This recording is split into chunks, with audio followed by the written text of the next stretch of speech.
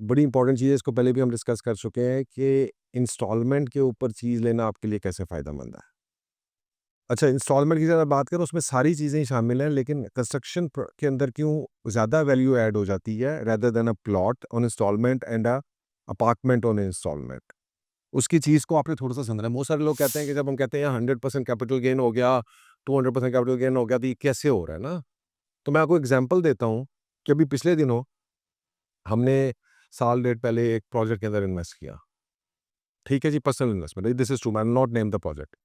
उसका प्राइस थी एक प्री लॉन्च के अंदर 28,000 रुपया। कितनी? 28,000। बस हमने 8,000 रुपया पर स्क्वायर फीट दे के उधर लॉक कर लिया। तो हमने 30%, 25% दिया, तो हमने 7,000 पर स्क्वायर फीट दे के लॉक कर लिया। प्रोजेक्ट अभी लॉन्च नहीं हुआ, डिले हो गया है साल डेढ़, लेकिन स्ट्रांग है, उसे लॉन्च होना है। जो अब लॉन्चिंग प्राइस है वो इस वक्त 45,000 के आसपास है। आपने कितना दिया हुआ है सर? आपको कितने का मिल रहा है?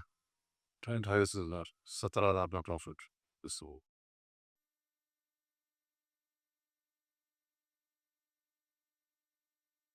More than 250%, 225%। देखें, जो आप इंस्टॉलमेंट के ऊपर चीज़ लेते हैं, टेक्निकली स्टॉक मार्केट के अंदर उसको आप कह सकते हैं लेवरेज। लेवरेज क्या है कि मेरे पास पैसे तो 100 रुपए हैं, लेकिन मैं 10,000 की चीज़ खरीद सकता हूँ। ठीक है ना? फॉरेक्स मार्केट के अंदर अगर आपके पास $1,000 आपने लगाया है, तो बाय 1:100 आप उसको कर सकते हैं। तो इसका मतलब ये है कि जी आपने $1,00,000 की इन्वेंट्री उठा लिया। बट उसमें रिस्क भी है, प्रॉफिट भी उतना है, नुकसान भी उतना है। रियल एस्टेट के अंदर इतनी बड़ी लेवरेज तो नहीं है। लेकिन आप ये है कि जी कि बाय एटलीस्ट 20-25% देके आप लॉक कर सकते हैं, और बाकी 75% आपका लेवरेज है। क्योंकि वो चीज़ तो बननी है ना, ठीक है? या आपने उसके पैसे आहिस्ता-आहिस्ता देने हैं।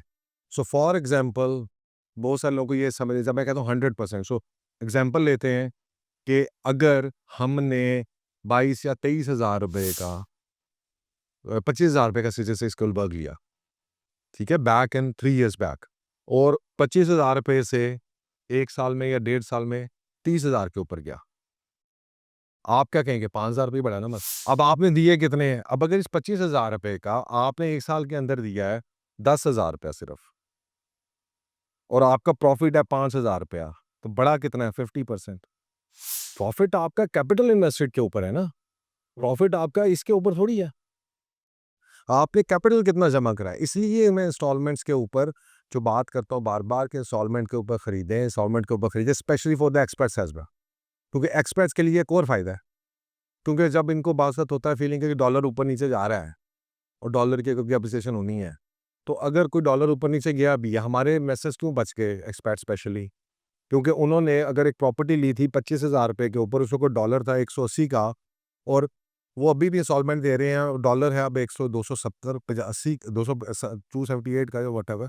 तो उन्होंने जो प्रॉपर्टी ली थी, जो उस वक़्त ली, तो उस वक़्त उन्होंने ली थी $70,000 की, उस वक़्त उनको उसकी वैल्यू नज़र आ रही थी। आज वो उस प्रॉपर्टी का दे रहे हैं $65,000, तो उनकी भी वैल्यू बच गई। प्रॉपर्टी जो है, अब ये प्रॉपर्टी जो है, चूँकि इसने अल्टीमेटली डॉलर और इन्फ्लेशन के साथ चलना है, क्योंकि चीज़ें तो सारी लग रही हैं, वो इन्फ्लेशन बेस है। कंस्ट्रक्शन तो इन्फ्लेशन बेस डायरेक्टली इम्पैक्टेड है। तो ये जो चीज़ है जो $70,000 की थी, वो टेक्निकली हो गई है अब $90,000 की।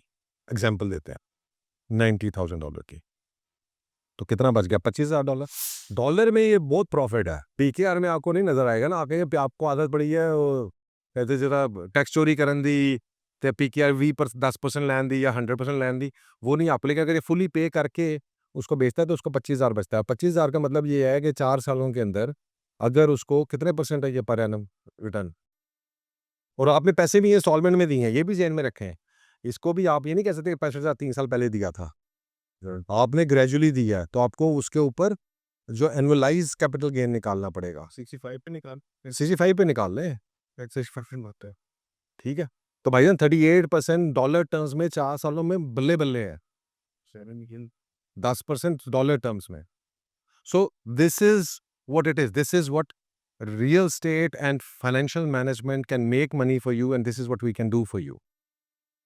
अगर हम उसको स्ट्रैटेजिकली प्लान से इन्वेस्ट करें। क्यों हमारे ऊपर कोई गिले शिकवे आते हैं किसी इन्वेस्टर के गिले शिकवे आप लोगों को कभी मिले हैं कि यार ये नहीं हुआ, ये नहीं हुआ, ये नहीं हुआ, आपने मेरा नुकसान करा दिया? आता है अल्हम्दुलिल्लाह। कि जितनी इन्वेस्टमेंट्स की हैं उनको हमने, हाँ, जहाँ पे हमारा थोड़ा बहुता, लेट्स सपोज़, बात ये होती है कि आप अपनी स्ट्रैटेजी से अपने फेलियर्स को भी अपनी विन बनाते हैं। अब ये हमारी एक फेलियर है ना एक तरह से कि जनाब अच्छा मैंने इन्वेस्ट किया कहीं पे, वहाँ पे जनाब वो प्रोजेक्ट अभी लॉन्च नहीं हुआ। लेकिन चूँकि उसकी प्राइस बढ़ गई, उसके ऊपर हमने अपना गेन निकाल लिया।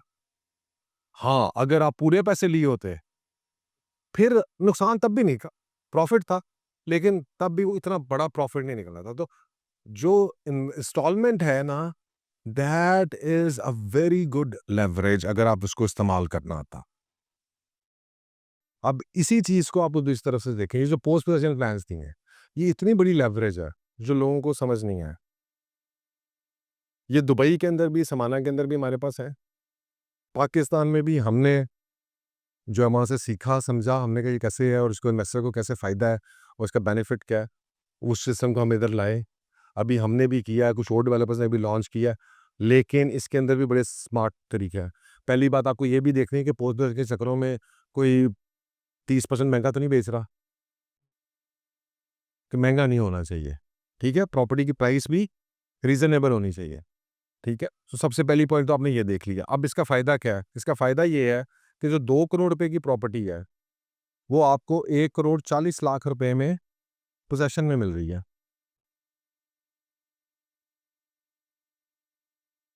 और 60 लाख रुपया आपने देना है थ्रू दिस रेंटल या आफ्टर पोज़ेशन, जब आपको डिलीवरी करें।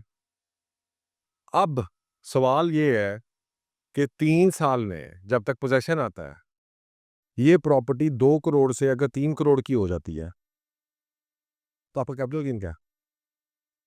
140 दिया ना, 140 था ना, दिया फिर 100% पास, ठीक है ना? नहीं, नॉट ऑलमोस्ट 100% हुआ क्योंकि आपने 60 लाख देना भी तो है। अगर आप उसको बेच देते हैं at that stage on the completion stage कि 3 करोड़ रुपए किया, मैंने इसको बेच देना है, ठीक है? तो आप बेच देते 1 करोड़ रुपए आ गया। तो 3 सालों में अगर 140 के ऊपर 1 करोड़ रुपए आ रहा है, क्या बना? Approximately 25% per annum, 24% per annum, 24% per annum capital gain पूरा। अब अगर यही प्रॉपर्टी के पैसे आपको 2 करोड़ रुपया देना पड़ता 3 साल में, वो 3 करोड़ की होती, तो तब क्या था? यही प्रॉपर्टी अगर आपको 2 करोड़ देना पड़ता 3 सालों में, पोस्ट पोजेशन प्लान ना होता, 60 लाख आपने बाद में ना देना होता और 3 करोड़ रुपए की आपने बेचते, तो 2 करोड़ रुपया लगा के 3 करोड़ रुपया बच रहा है, तो तब क्या था रिज़ल्ट? तब 50% था।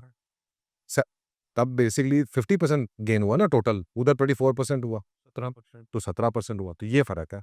ये this is what strategy is. वही प्रॉपर्टी है, बाइंग के 2 तरीके हैं, 2 करोड़ रुपया 3 सालों में दे दें, वो 17% गेन है। 1 करोड़ 40 लाख रुपया 3 सालों में दें और 60 लाख अगले 3 सालों में दें, तो 24% का गेन है। सिमिलर प्रॉपर्टी है, सिर्फ बाइंग स्ट्रैटेजी का और पेमेंट प्लान का फ़र्क है। So this is what you have to understand कि ये जो सारी चीज़ें, अब ये आप कहेंगे 6-7%, 6-7% से कोई 17-18% भी और 24% में फ़र्क नहीं है। जो 17-18% के ऊपर, इसके ऊपर कंपाउंडिंग कैलकुलेटर हम करके बैठे हुए हैं। हमें पता है कि इस 6% से 7% से जो है over a period of 10 years billions का फ़र्क पड़ जाना है।